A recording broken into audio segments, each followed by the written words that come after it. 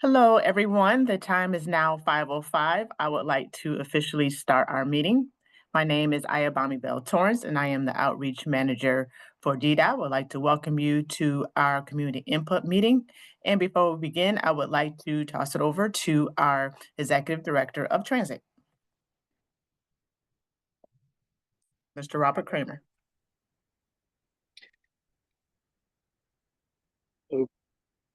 Oh, there we go. Okay. Good evening, everyone. Just wanted to welcome everyone to the community input meeting. I did have the opportunity to run into a few folks over at the RTA for our annual update presentation earlier today. And I just wanted to encourage everyone, as Brother Cunningham has said, to help us get the word out. And this is just one of many ways that we have to get feedback and input from the community on how our daily service delivery, bus stop and system amenities, and also our future plans go. So just want to thank everyone for taking the time to join, and look forward to the feedback, and also taking those things and working as a team to put those into improving the system. So thanks again. Ayabami, back to you. Thank you. It is time now for our meeting rules, which are pretty simple for the public comment. Will take place following the presentation. You will be limited to 2 minutes, and we'll announce when that time is up. Again, out of fairness and to help us maintain order, we just ask that you please respect that time, and you may be muted for going over. Of course, if time allows, you will have another opportunity to talk. And as always, no personal attacks or foul language will be tolerated tonight. By participating in this meeting, you are granting permission for your name, image, likeness, as well as audio and video recordings to be used by DDOT. Of course, during the public comments period, you can use the raise hand feature to be called upon to speak. Now, if you are using the dial-in only phone option, you can simply enter *9, and that will serve as the raise hand feature to request to speak or ask a question. You'll be able to submit questions or comments to DDOT staff once the presentation is we'll open the chat. Before asking a question or commenting, be sure to unmute your audio, state your name and organization, and following your comments, mute your audio. We're going to begin with service changes that are effective April 21st. Many of you recall these were the original January service changes that we had the hearing for that were kind of put on hold. So these are now taking place. We're going to start with the 2 Michigan, 5 Van Dyke Lafayette to 31 Mac. It will improve daytime peak frequency to 20 minutes on weekdays. For the 3 Grand River, the 7 Mile, and the 10 Greenfield, you can expect improved midday base frequency to every 15 minutes on weekdays. Now for the 1 Verner and 5 Van Dyke Lafayette, the improvement will be 45-minute daytime frequency on Sundays. For the 3 Grand River, 6 Gratiot, and the 7 Mile to improve Saturday daytime service to every 20 minutes.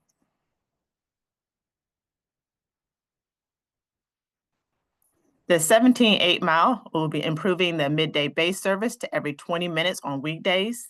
The 18 Finkel will improve daytime frequency to every 40 minutes on weekdays. And the 8 Warren, 30-minute daytime frequency on Saturdays and 45-minute daytime frequency on Sundays. For the 29 Linwood, the 50-minute daytime, 7 days a week. And the 23 Hamilton John R, they will be a 45-minute peak weekday service. Now for Saturday and Sunday, there was span improvements. Most will run from 7 a.m. to 9 p.m. There are quite a few routes, but I'm going to read those for those who are not viewing the screen. That includes the 12 Conant, 13 Connor, 15 Chicago Davidson, 18 Finkel, 23 Hamilton, 27 Joy, 29 Linwood, 30 Livernois, 38 Plymouth, 39 Puritan, 41 Schaefer, 42 the Mid-City Loop, 43 Schoolcraft, 52 Shane, 54 Wyoming, 67 Cadillac Harper, and the 68 Chalmers.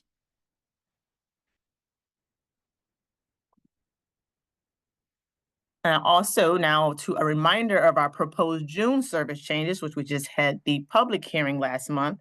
Now, the public comment period will end on Saturday, April 19th. So you still have a few more days to comment if you haven't done so. Now, if you missed the public hearing or would just like to review that presentation, it's still available on our website under the document section. Due to the time, at this point, the best way to provide the input would be to provide your comments through the email. You can do that through d.comments@detroitmi.gov. Of course, if you have any questions, please call. That's the customer service number 313-933-1300. Now, these changes are expected to go into effect on June 23rd. Moving now to an update on our TO status. The latest numbers that we have to show you will be that DDOT currently has 496 active operators and 29 inactive operators. And we have an announcement from DDOT Safety Division. Of course, your safety matters, and we want to let you know that prepare to join us as we pilot a new initiative at the Rosa Parks Transit Center.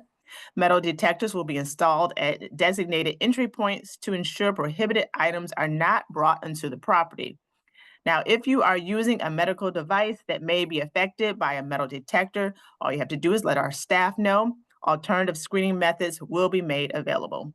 And this is to come, but we want to let you know. We're going to now have a special code of conduct update. So I'm going to turn it over to our Deputy Director of Administration, Ms. Jen Whitfield.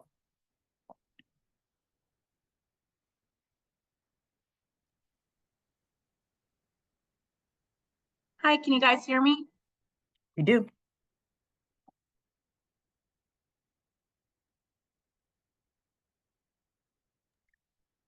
We could hear you. We could hear you, but I think you muted yourself after that. I There you did. I'm sorry. Hi, everybody. How are you today? All right. So, are you able to run through the slides for me, or do you want Yeah, me to? we have them up when you're ready. Can you see Okay. everything? Ready to go? Yep. Okay, go ahead, Chris. Okay, so as you guys know, the passenger code of conduct ordinance was approved. We can go to the next slide. Today, we just want to give you a more thorough understanding of what we're proposing for the policy. As you guys know, and as I mentioned on the transit advocate call, I know we have more individuals on this call today. The goal of today is to make sure you guys understand what we're proposing. And if you do have some concerns, let us know. We'll speak with our legal team and talk through it as the executive team and see what changes can be made. And then from there, we'll continue to discuss with the community until we submit it by legal to City Council. So the background for those of you that don't know, recently the Chapter 47 of the 2019 Detroit City Code was amended, and we added in a section which is 47-2-15, which essentially allowed us to include a section for ourselves in which we'll be able to now implement a policy that we are going to be able to effectively enforce, which of course will have a goal of promoting safety and comfort for our riders, protecting the transit facilities and employees, facilitating proper use of the transit facilities and services, and making sure that when it comes to payment of fares, our DDOT vehicles and facilities are safe. It's a welcoming and equitable access for all of our passengers. And so we've talked through some of the concerns that you guys had recently where, you know, we thought that, or some of you had concerns that the actual ordinance or this policy that we are proposing were going to be put into place to enforce and create concerns or issues for some of the individuals like yourselves that, you know, have really good hearts and try to give fares and passes out. That's not the focus of this. Right now, we're making this we're implementing this policy in place so that we can go ahead and make sure that the individuals outside of you that are taking advantage of the system, that we have a mechanism to control that so that the individuals that do have needs can be covered. So next slide. Okay, so there are a couple definitions that we want to make sure you understand. The most important ones are what inappropriate conduct is, which is going to be any disruptive, disorderly, or harmful behavior, whether it's at any of our facilities, on our transit vehicles. All of that is going to be strictly prohibited. When it comes to our DDOT facilities, that will be considered any property or equipment that's used by DDOT. That includes public and non-public areas, our bus shelters, bus stops, transfer points, and whether it's administrative, operational, or even our maintenance facilities. When it comes to the public areas, which most of you are used to, it would be the portions of the facilities that are open for public use for transit or any transit-related purposes. When it comes to transit services, that is our fixed route bus service and complimentary paratransit service. So when it comes to these definitions, we want to make sure you understand that no individuals can engage in this type of inappropriate conduct at or in any of the facilities. That includes, as we just mentioned, transfer points, shelters, bus stops, any administrative operation or maintenance facilities, or also when it comes to our fixed routes or our paratransit services. Next slide, please.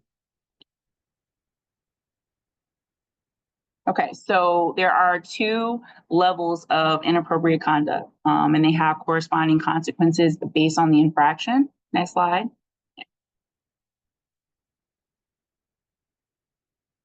Okay, so one of the things that you guys made, or our transit advocates as well as the community brought up as concerns, is what would be considered a level 1 versus a level 2 inappropriate conduct.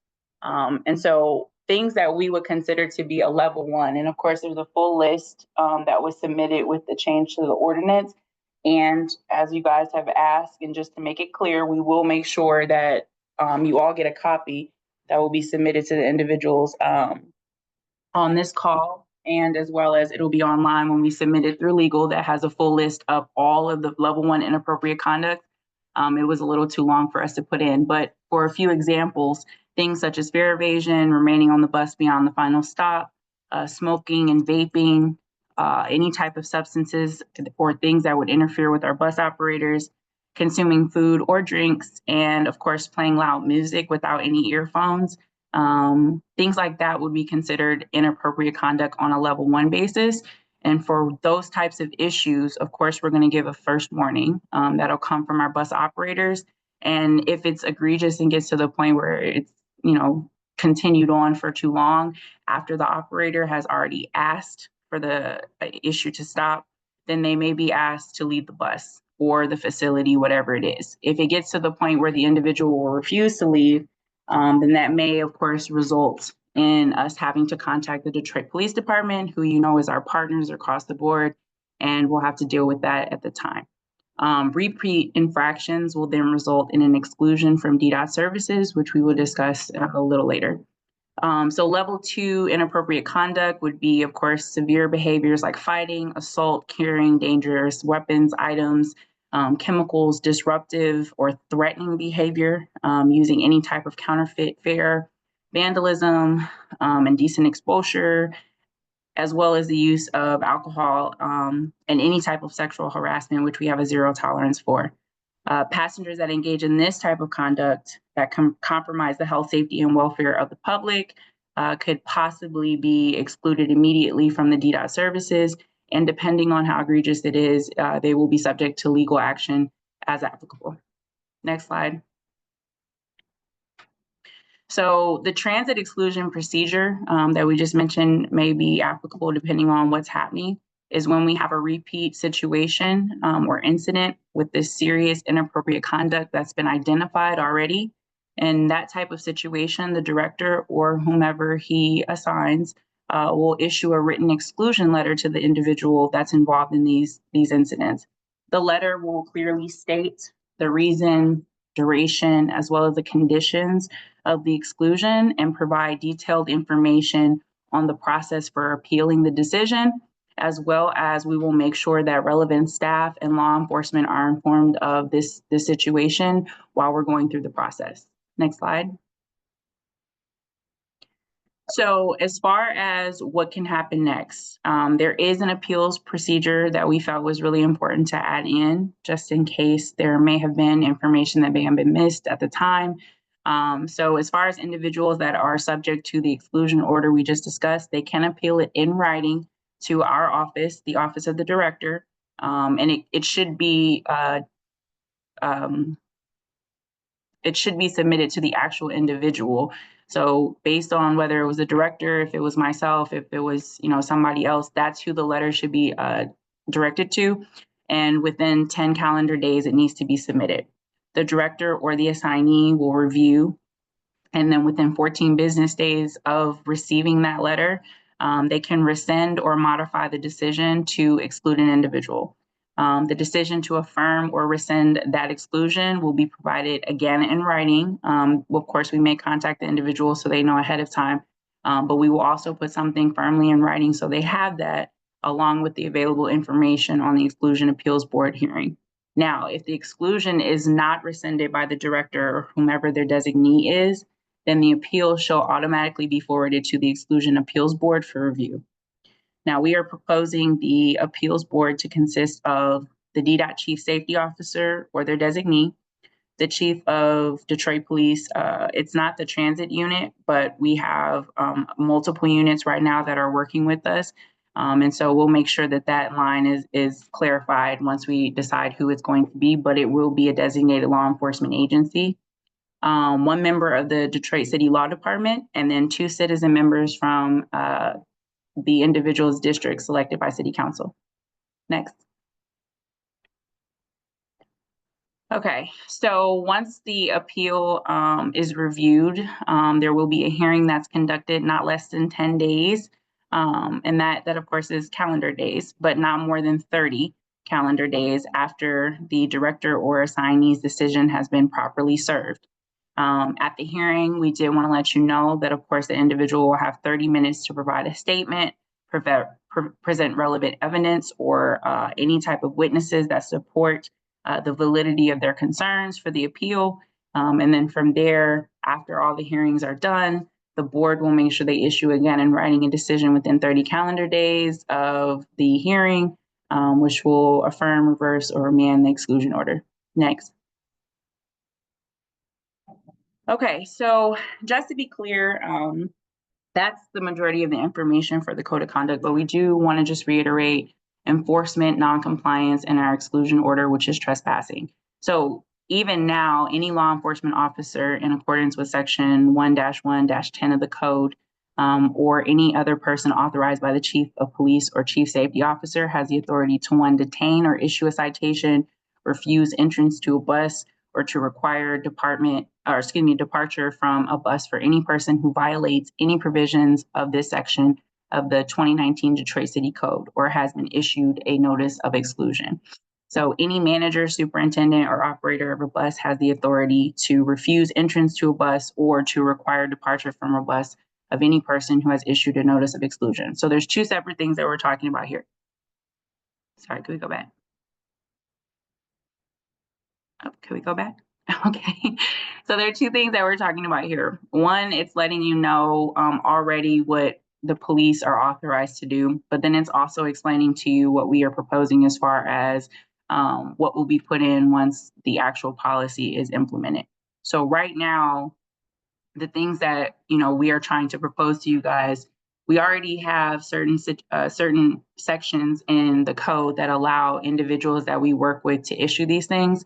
So the goal of this is to make people safe. It is not to put in place another mechanism to harm or to issue citations or to go out of our way to prevent individuals from being able to ride the bus. We're making sure that we have another mechanism where we have ways to enforce the safety for the individuals that are continuously riding our buses.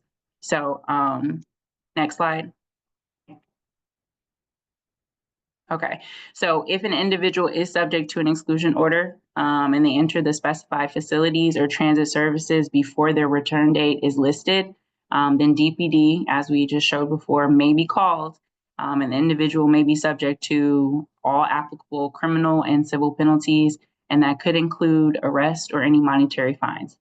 Of course, when it comes to our focus right now, DPD has an incredible partnership with our team, and they will connect individuals with mental health or any homelessness or unsheltered teams and solutions to explore available resources.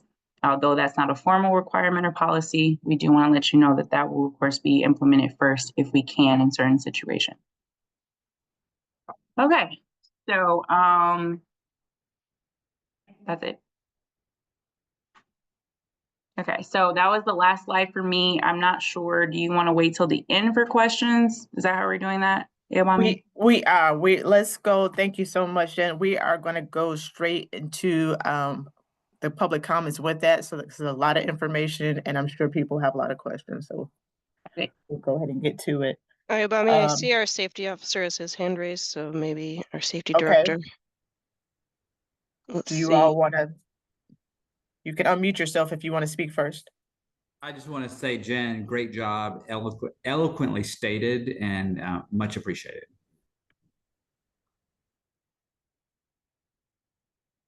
Agreed. Thank you. So just give us one moment for us to switch the screens and we'll get the timer ready. And then I'm going to open up the chat as well.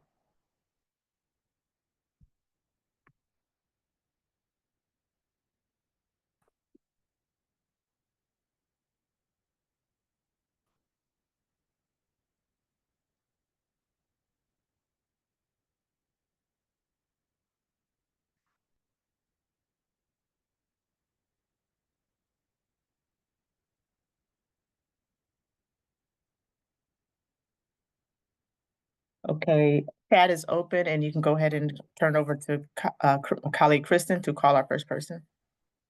Okay. Cunningham, yours is the first hand I see up.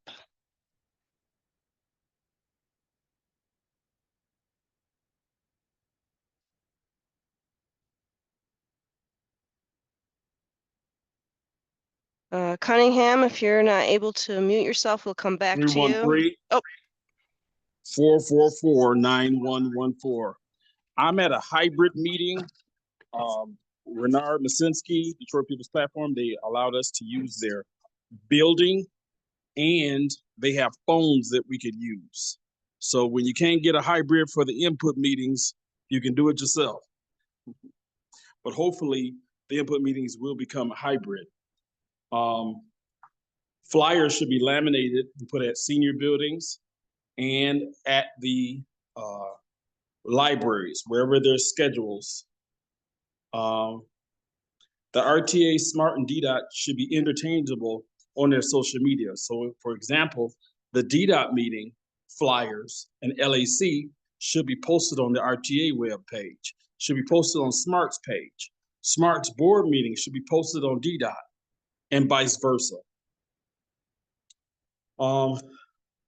As I said earlier at the RTA meeting, that we need to get new voices to come to these meetings. It's important. I've been doing this a decade, a long time, but it's good to get new voices. And I really appreciate Mr. Renard and Ms. Linda at the Detroit People's Platform for doing a hybrid with pizza, breadsticks, and some salad. It's nice. It's a good hybrid. And we should do that for the input meetings, not just for the hearings. I'm getting lots of complaints that they're closing both transit centers a lot and putting people out. They should find a cleaning time and stick to it, not at random.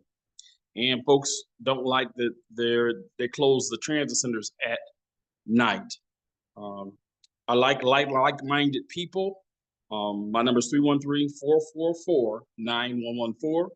And on Facebook, just 2 words, not enemy. Happy Resurrection Weekend, y'all. Happy Resurrection Weekend.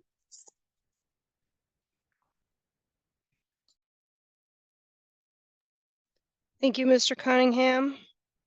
The next hand up is a phone number ending in 169. Hello, can you guys hear me and can you hear me well? Yes, go ahead.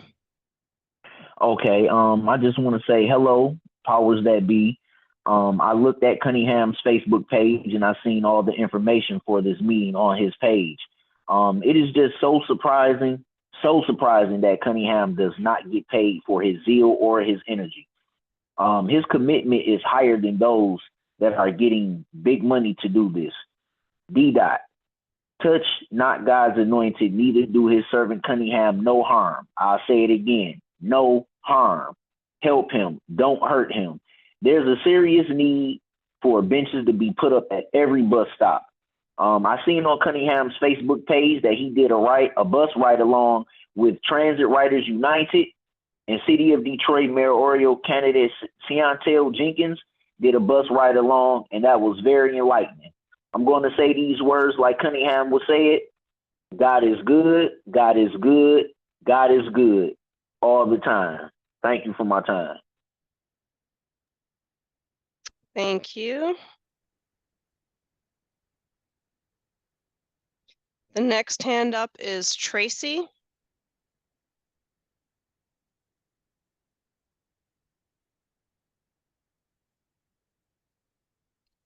Tracy, are you able to unmute?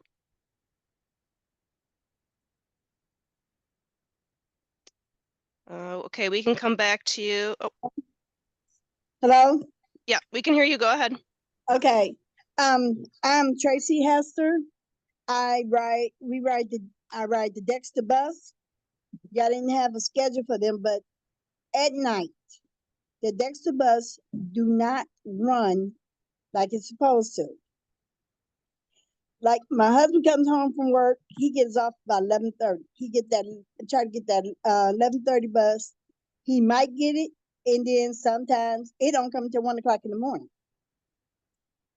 It's not fair for people who have to get off work and cannot get that Dexter bus. And I mean, I'm going over what the other guy said. Yes, we do need a bus stop at every bus stop. We need the shelter, and then the bathrooms downtown, and the bathrooms at the transit needs to be,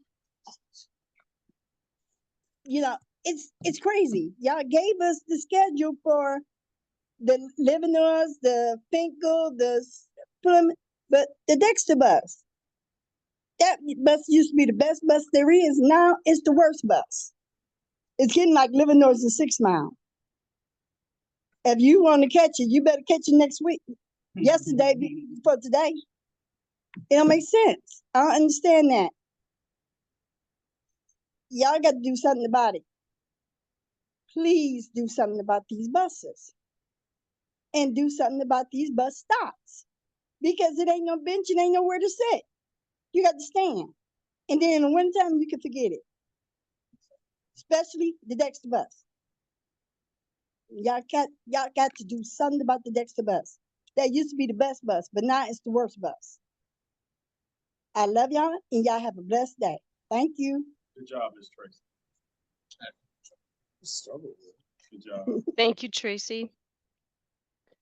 The next hand up I see is Nikki N. My name is Nikki, and I live in East Point and ride both SMART and DDOT, including paratransit. And I have to wonder, why isn't paratransit payable on token transit? Both systems charge $3 for using paratransit, so it's not even like it would have to be system limited. And it's quite annoying having to find 6 singles every time we want to go somewhere.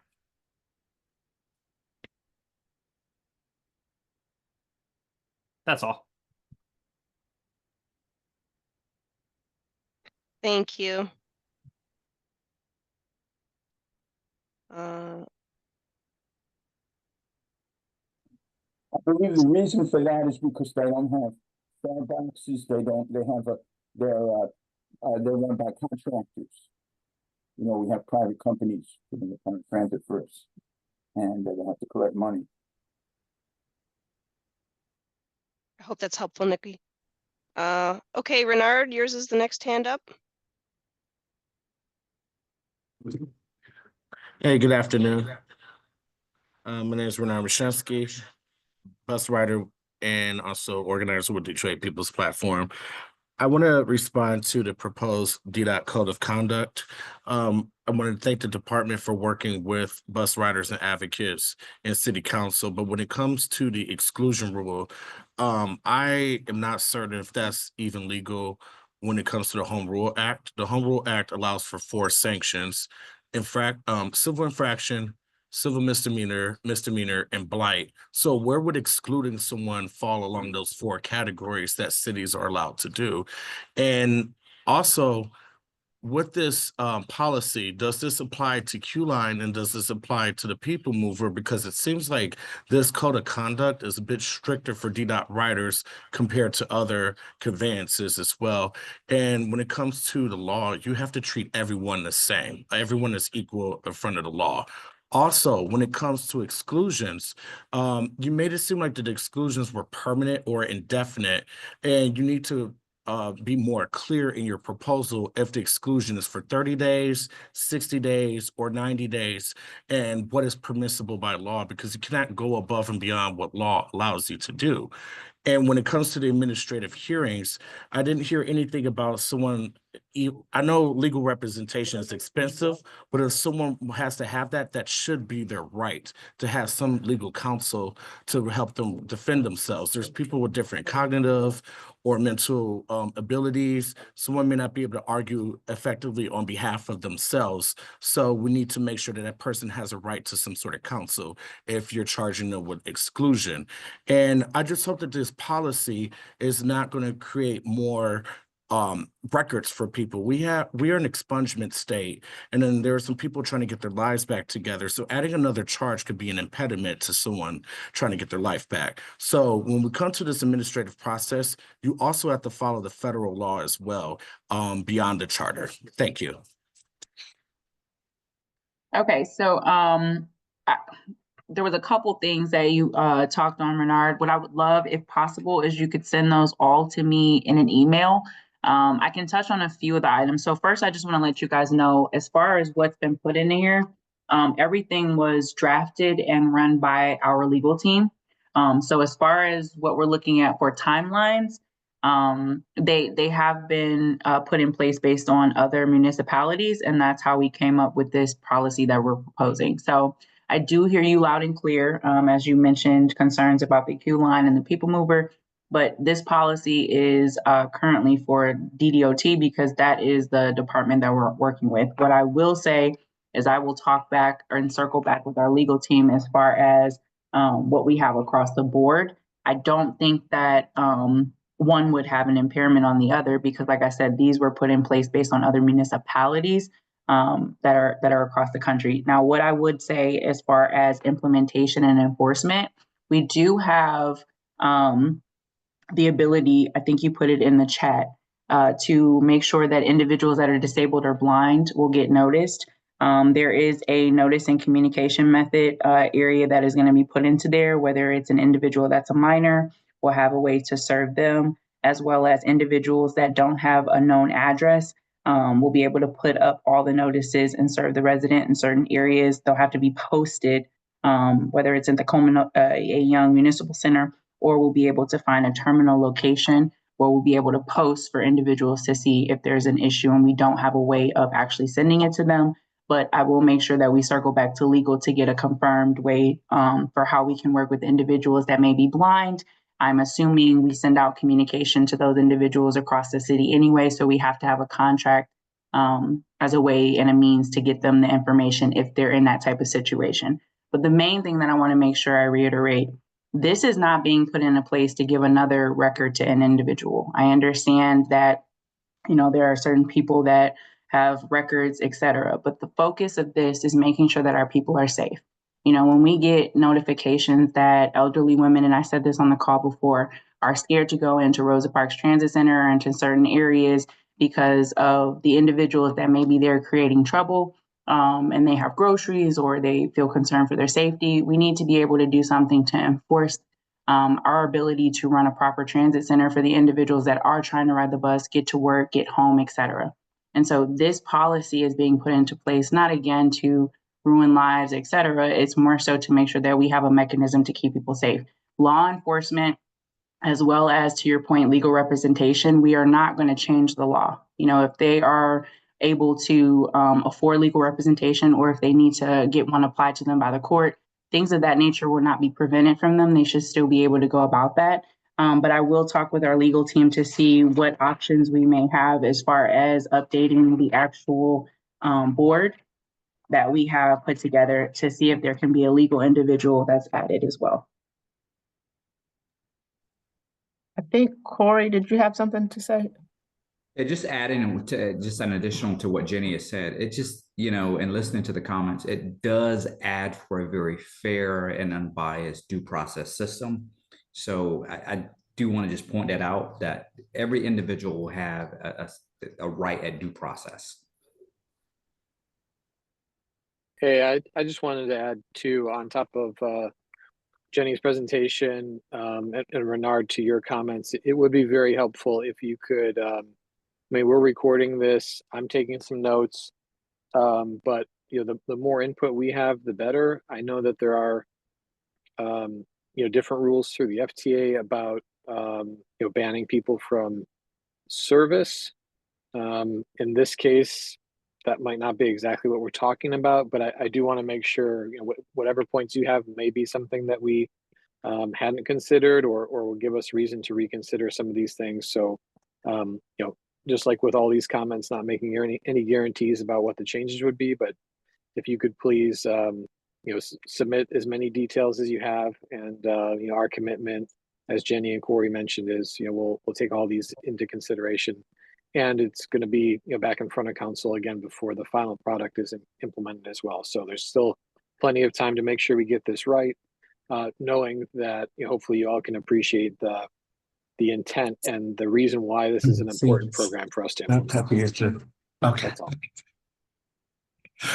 So I will say this though too. We will send a letter in record with our concerns. It's just that you left the exclusions open-ended. It seems like is this permanent exclusion, or is it 30, 90, or 180 days? I feel like that needs to be spelled out in the ordinance, or else it just is construed that someone can't ever use the services again.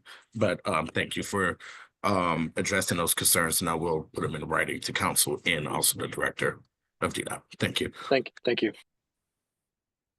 And to Mr. Renard's point, Mr. Renard, that is then determined on an individual basis by the independent board at that time and process. So that's how that works. That's arbitrary. It has to be something in law.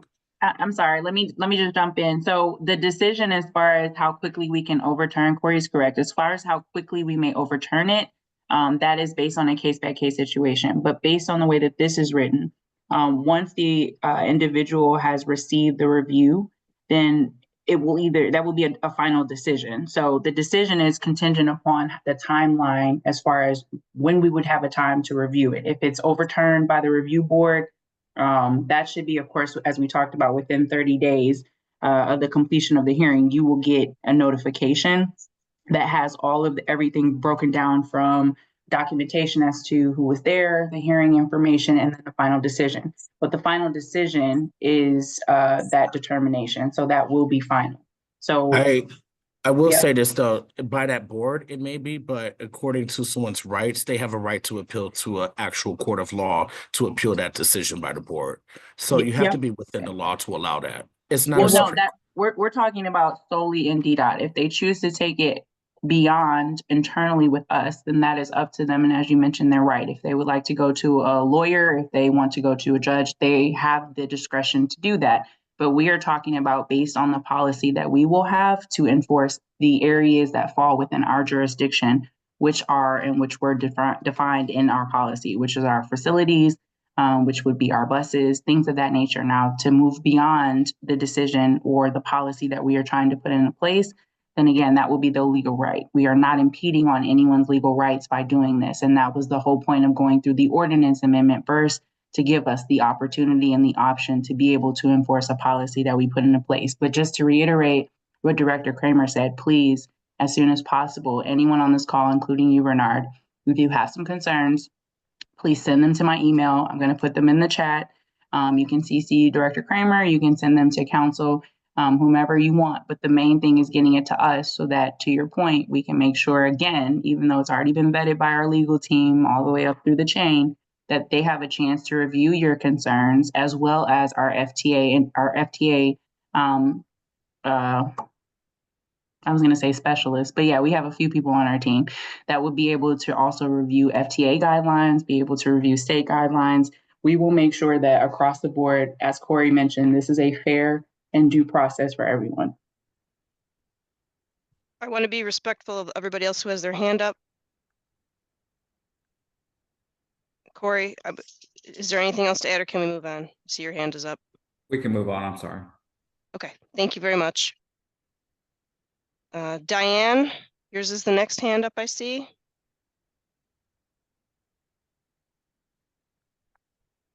Hello? Yes, we can hear you. Go ahead.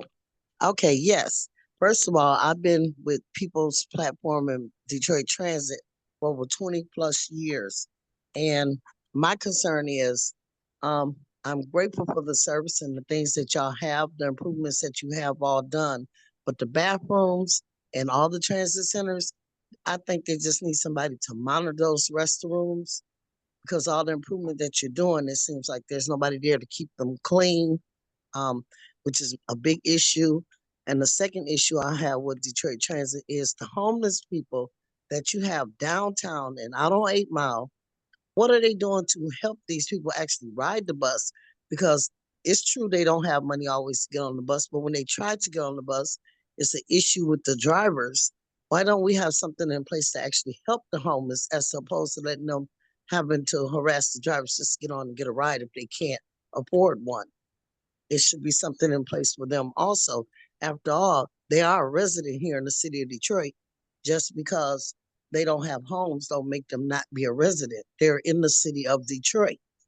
And it should be more of our responsibility to see what the homeless issues are, the reason why they try to get on the bus. Even if they're drunk, they still need a ride to wherever they're going. And I just don't feel like we should have that right to just deny folks. I wish there was something in place to help the homeless more, as opposed to people who get out of prison that need bus passes, need transportation to and from jobs, look for jobs. There's not enough people in place or organizations that's helping like that. So Detroit, once again, they are people and they live here in the city of Detroit. And they are entitled to certain things. And transportation is one. Talking about improving lives, how can they make the challenge of steps to improve life if they don't have help to get to improving life? Thank you. Thank you. Did we want to address the process of the cleaning at Rosa Parks? Ma'am, we're actually addressing that from a safety issue at this point. So I'll share that offline with Mr. Kramer and Ms. Whitfield. Great, thank you. Mr. Kramer, did you have something to add? No, I was just saying we were taking notes. That's good. Perfect. Okay, Mr. Verse, yours is the next hand up. Yes, thank you. I hope you're all having a good time. I have several points I want to cover. I came in a bit late, so I missed the first part of the presentation. So I have to address from what I have read. And it appears to me that says you can enter a sanction or provide a sanction or sanction an individual prior to any notice of hearing. Just sending them a piece of paper that says you're restricted from blah, blah, blah. And now that definitely is unconstitutional, state and federal, and you're going to have a lot of problems with that if you do it like that. Another point is, once the sanction is there, how is the driver or individual going to know who is sanctioned and who is not? Thirdly, you're entering the point of administrative law, and you're talking about hearings, etc. One, somebody should be, an accused individual should be allowed to have a representative, whether it's a lawyer or someone else of their choice. That's standard administrative law. Third, the composition of the board that you're talking about with DDOT employees and police, that's like having a bank robber have a jury trial by bank executives and police officers and FBI officers. It's totally biased. It should be done by an administrative law judge from that department in the city. Overall, I think there are several other mistakes also, but since I have about 20 seconds left, I won't be able to get to all of them anyway. And yes, it is required that you have an option, not an option, but a procedure for filing an appeal in a state court if you have sanctions against an individual restricts any right or privilege or immunity that they have. Thank you. Thank you so much, Mr. Larry. So we are taking notes, and as mentioned before, we are going to work as hard as we can to get this right. So as I mentioned, if you could please send me an email. I also am taking notes, and we are recording this. So we'll make sure we get all this to our legal team, and we'll get back to everyone as soon as we can.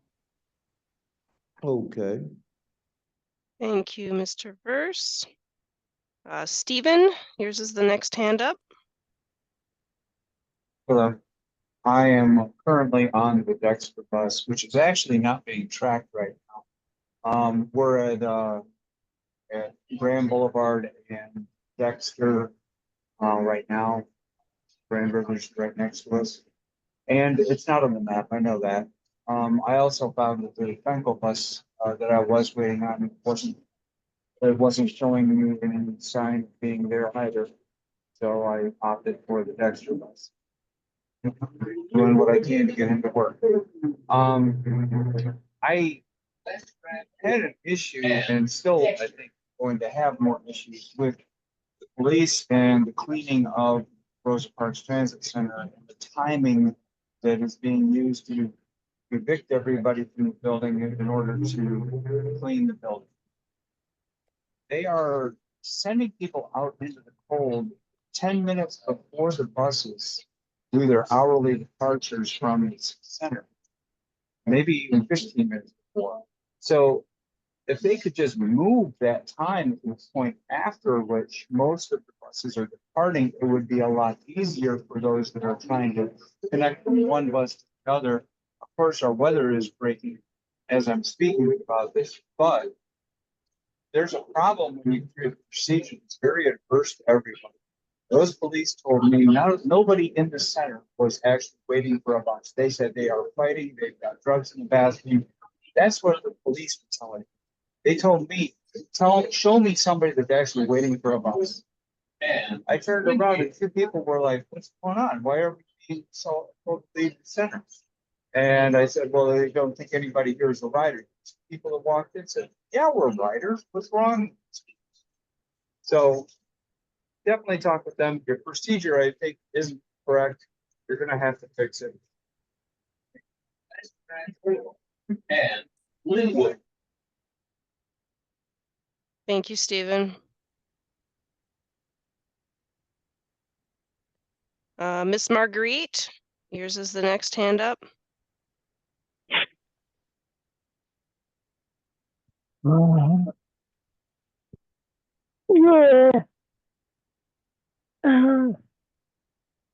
Good evening, everyone. Did I hear you guys say something about the metal detectors?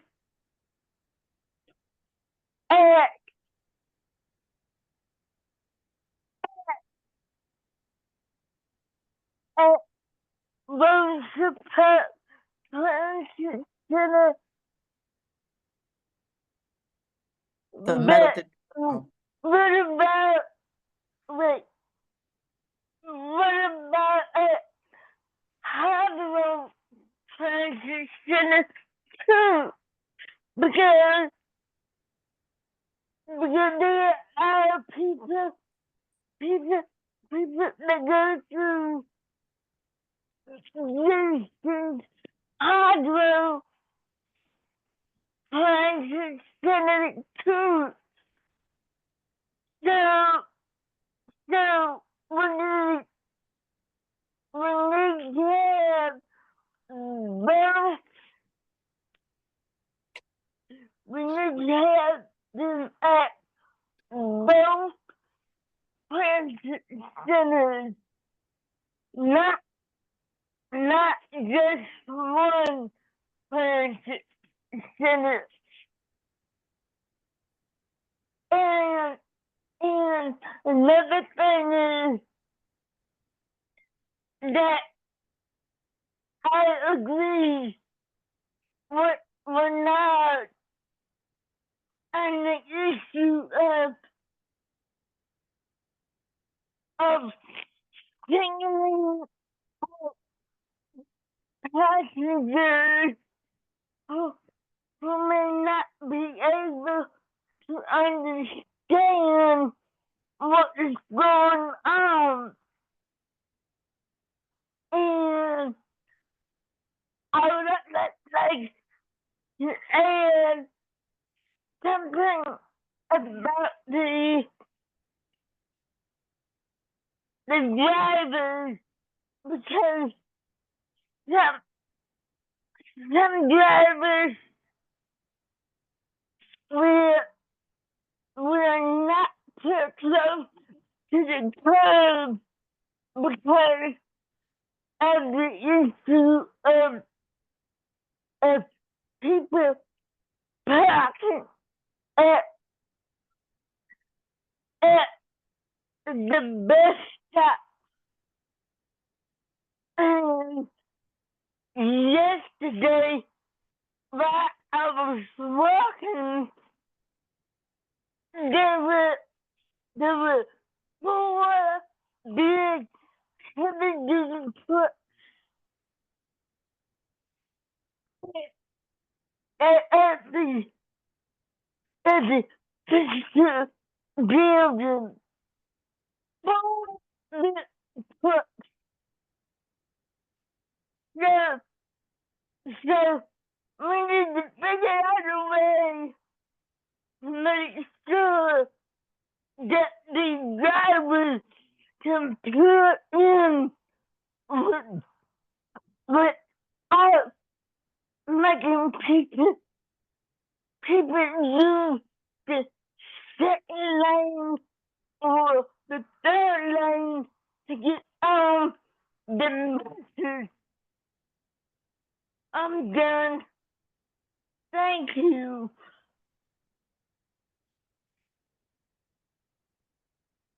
Thank you, Miss Marguerite. You're welcome. Okay, Lucas, I see yours is the next hand up. Thank you, Kristen. May I be heard? Yes, go ahead. Hi there, this is Lucas Lasecki with Transportation Riders United. First, want to give my thanks to the DDOT planning staff for these improvements to the service that have been proposed and looking likely to take effect. I am especially glad about the frequency increases on Greenfield and Grand River. That 10-minute service on Grand River is going to be a game changer, even if it's going to mean Cunningham has to go somewhere else for a quick buck. I just want to ask a quick clarifying question about the implementation of the ordinance. This is probably a question for Jenny. Does the jurisdiction of DPD, and I guess by extension the ordinance, extend to DDOT property, buses and shelters and things like that outside of the city of Detroit, like stops in Southfield or the 38 as it goes through Livonia?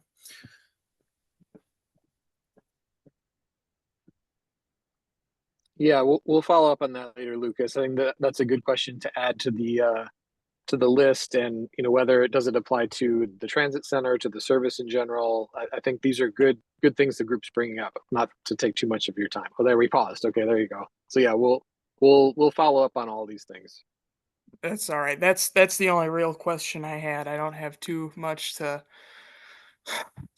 raise issues about today, but I'm really just asking for my own curiosity, but I get the feeling that might become important at some point as you enforce this, but I'm looking forward to hearing.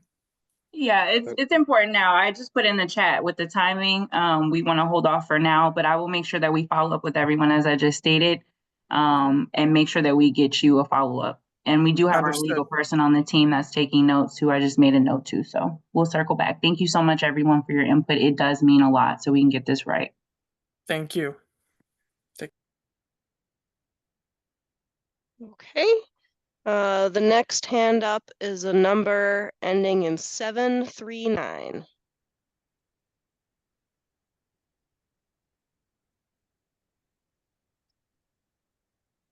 739. Are you able to unmute?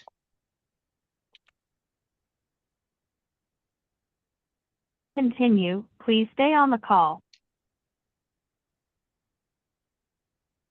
Hi there. I would like to thank Brother Cunningham for his help with the bus tickets and hand warmers. The Jason Hargrove Transit Center needs to stay open all night, and the buses need to show up on time. Especially the Warren bus is not on time. The buses need to run later at night. We need bus shelters at all the bus stops. Thank you. God is G.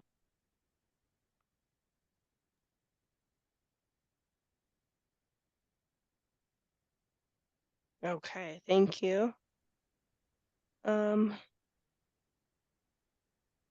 There's a little, 1 minute here. E. Norwood, have you had a chance to make your comment yet? No, I haven't. Okay, you're I up. was almost typing it up. Okay. All right. So I guess it'll spare me all the typing. Real quick, I definitely want to appreciate DDOT for helping me with a particular situation a couple of days ago. I'm a regular rider. I'm a regular reduced fare rider on near the 19 route, 4th Street bus down in Southwest Detroit. And the incident was that the 4th Street and Francis bus stop was unknowingly taken down, and I found that out. But in the meantime, when I got picked up one day, it picked up one day. The driver was like, "Well, it's not there, and there's not a stop here." And I'm like, "Yes, there is. The 4th Street and Francis stop is on it. It's on that route." And plus, I'm very sure that whatever their computer dashes that keep track of that stuff, I know they would keep that. And so this must be a relatively new driver to the route. And from that day, I had to actually call Dita. I was like, "Hey, look, this sign got taken down," and I nearly got in a real fix with that. And they did respond, and I'm seeing yesterday that they did restore the sign back up. Plus repaired another one on the opposite side of the street that needed to get taken care of. That for sure. A real question I have today is this. I've seen all the improvements that you're making to the more bus stop times, I guess, for regular for some of these routes that are coming up and everything for April and June. I would very much like to see it possible the 4th Street bus get back to 30 minutes on a weekday. Somehow. I'm hoping somehow we can make that happen. That's pretty much it.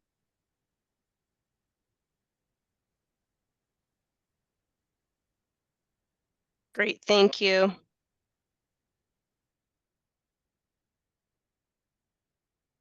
As of now, there are no more hands up. So we wanted to let Mr. Kramer weigh in.